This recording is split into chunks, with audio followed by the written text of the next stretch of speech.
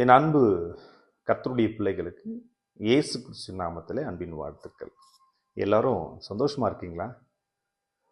நான் விசுவாசிக்கிறேன் நீங்க எல்லாரும் சந்தோஷமா இருக்கிறீங்க அப்படின்னு.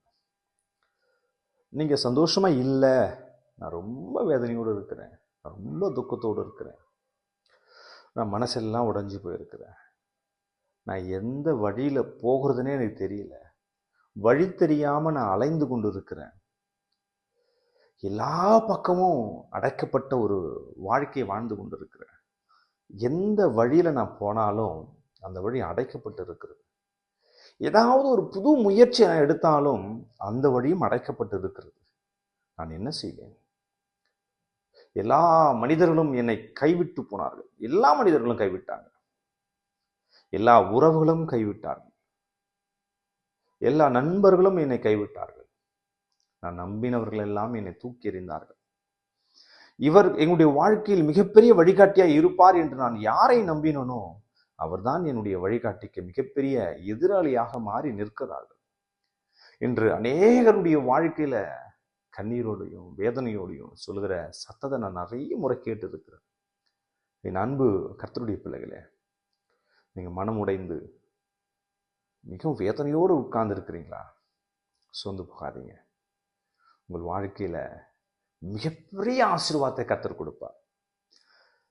இந்த தோல்விகள் இருக்குல்ல, இந்த பிரச்சனைகள் இருக்குல்ல, இந்த பாடுகள் இருக்குல்ல, இது எதுவுமே நிரந்தரம் கிடையாது. நீங்க நல்லா புரிந்து கொள்ளுங்க. ஆனால் கடவுள் அருளாதாரம் இயேசு கிறிஸ்து கொடுக்கிற அந்த ஆசீர்வாதம் நிரந்தரமானது. அதுதான் விஷயம். இந்த பாடுகள் நிரந்தரம் கிடையாது, இந்த வறுமைகள் நிரந்தரம் கிடையாது, இந்த போராட்டம் நிரந்தரம் கிடையாது, இந்த கஷ்டம் நிரந்தரம் கிடையாது, இந்த கண்ணீர் நிரந்தரம் கிடையாது. இன்னும் நம்முடைய வாழ்க்கையில சொல்லிக்கொண்டே போகலாம். ஆனால் ஒரு விஷயம், தேவன் கொடுக்கிற ஆசீர்வாதம் நிரந்தரமானது, அவர் கொடுக்கிற சமாதானம் நிரந்தரமானது, அவர் கொடுக்கிற ஐஸ்வர்யம் நிரந்தரமானது, அவர் கொடுக்கிற கிருபை நிரந்தரமானது. இப்ப நிரந்தரமானதை நீங்கள் தேடிக்கொண்டுங்கள். இதெல்லாம் தற்காலிகமானது, நிச்சயம் ஒரு நாள் மாறி போகும். உங்கள் வழியெல்லாம் கர்த்தர், உங்கள் எல்லா தடைகளும் கர்த்தர் உடைப்பார். வசனம் சொல்கிறது, அவர் முன்னே போய் கோணலானவர்களை அவர் செவ்வையாக்குவார். உங்கள் வழியெல்லாம் கர்த்தர் மாற்றி போடுவார். என் முன்ன போவார், அவர் எனக்கான வழி அவர் ஆயத்தம் பண்ணுவார். அதுதான் ஒரு நல்ல தகப்பனுக்குள்ள அழகு. நான் ஒரு வசனத்தை உங்களுக்கு வாசிக்கிறேன், கவனிங்க. சங்கீதம் 91 சங்கீதம் 11வது வசனம். உன் வழிகள் எல்லாம் உன்னை காக்கும்படி, உன் வழிகள் எல்லாம் உன்னை காக்கும்படி உனக்காக, நல்லா புரிந்து கொள்ளுங்க, உங்களுக்காகன்னு சொல்லல, உனக்காக இல்ல, உன் வழிகள் எல்லாம் உன்னை காக்கும்படி உனக்காக தம்முடைய தூதர்களுக்கு கட்டளையிடுவாரா. என் பிள்ளை அங்க போறான், என் பிள்ளை அங்க போகும் பொழுது அந்த கல்லுகள் எல்லாம் அவருடைய பாதங்களை குத்தி விடக்கூடாது. நீ போ. அழகான ஒரு வசனம், எனக்கு ரொம்ப பிடிக்கும். அழகா சொல்றாரு, மீண்டும் வாசிக்கிறேன். உன் வழிகள் எல்லாம் உன்னை காக்கும்படி, நீ எந்த வழியில போறியோ வழியெல்லாம் உன்னை பாதுகாக்கும்படி, உன் வாழ்க்கையை சரி பண்ணும்படி இல்ல, உனக்காக தூதர்கள் கட்டளையிடுவாராம். ஏய் நீங்க போங்க, என் புள்ள அங்க நடந்து போறான். அந்த பிள்ளை கண்ணீரோடு நடந்து போயிட்டு இருக்கிறான், கண்ணீரின் பாதையில் அழுது கொண்டு போயிட்டு இருக்கிறான். அவன் நேசிக்க ஆள் இல்லாம தனிமையில உட்கார்ந்து இருக்கிறான்.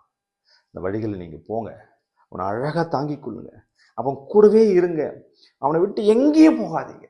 அதுதான் நல்ல தகப்பனுக்கு அழகு. என் அன்பு பிள்ளைகளே, உங்க வாழ்க்கையிலையும் தனிமையா இருக்கிறன்னு நீங்க நினைக்கிறீங்களா? இல்ல, நீங்க தனிமையில தேவன் உங்க கூட இருக்கிறார்.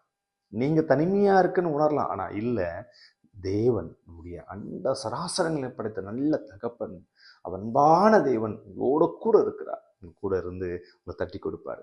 நீங்க அழுதீங்கன்னா அவர் அழுவாருங்க, நீங்க சிரிச்சா அவர் சிரிப்பார். ஏன் தெரியுமா? அவர் தான் நல்ல தகப்பன்.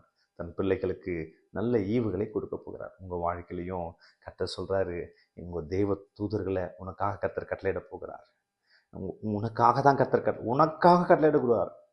என் அன்பு கர்த்தருடைய பிள்ளைகளே, இந்த செய்தியை கேட்டுக்கொண்டு இருக்கிற அன்பு சகோதரனே, என் அன்பு சகோதரியே, நீ நினைச்சுக்கிட்டு இருக்கலாம், தேவன் எனக்காக செய்வாரா? ஆமா, நிச்சயம் உனக்காக தான் செய்வார். நீ சிந்தையில் உன்னை யோசிச்சுக்கிட்டு இருப்பல்ல, இது நடக்குமா? நிச்சயம் நடக்கும். ஏன் தெரியுமா? அவர் உங்க கூட இருக்கிறார். அவர் ரொம்ப நேசிக்கிறாருங்க உன்னை. நீங்க நினைக்கிற மாதிரி இல்லைங்க, அவர் அளவில்லாமல் உங்களை நேசிக்கிறார். அந்த அன்பு விலையேறி பற்றது, அந்த அன்பு வீடு இணையில்லாத ஒரு அன்பு. அந்த அன்பு உனக்கு வேணும் அப்படின்னா நீங்கள் அப்பா உனக்கு ஜெபம் பண்ணுங்க. உங்கள் வாழ்க்கை ஆசீர்வாதமாய் மாறும். உங்கள் வாழ்க்கை மேன்மையாய் மாறப்போகிறது. நீங்கள் எதிர்பார்க்காத ஆசீர்வாத கர்த்தர் உங்கள் வாழ்க்கையில் கொடுக்க போகிறார். இந்த அன்பு தம்பியே, தங்கச்சிமாரே, உன் வாழ்க்கை மாறப்போகிறது. உனக்காக என் தேவன் தேவ தூதர்களை கட்டளிட போகிறார். நிச்சயம் கர்த்தர் உன் வாழ்க்கையை மாற்றப் போகிறார். God bless you.